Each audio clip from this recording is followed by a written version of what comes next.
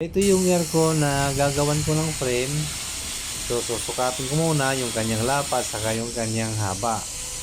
Tapos gagamitan ko yan ng angle bar na 2 by 1/4. Bale, 1/4 ang kanyang kapal ng angle bar. Saka 2 inches naman ang lapad. So, inuuna ko munang gawin ay yung kanyang frame sa harap saka sa likod. Bago siya bubuuhin uli. So, ibig sabihin, puputol pa tayo ng pambuo dyan. Kung mapapansin nyo guys, ito yung pinakaharap niya. Parang mayroon siyang panglapat sa simento. Pag sinalpak mo siya, ayan yung parang starter, kumbaga. Para itutok ko na lang yan sa simento. Ayan guys. Ayan, bali sinuset ko na lang yung video para wag humaba. Ito ay tapos na namin gawin.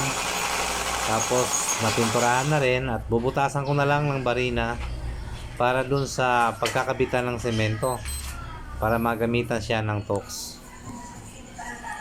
So guys, tapos na nating barinahan.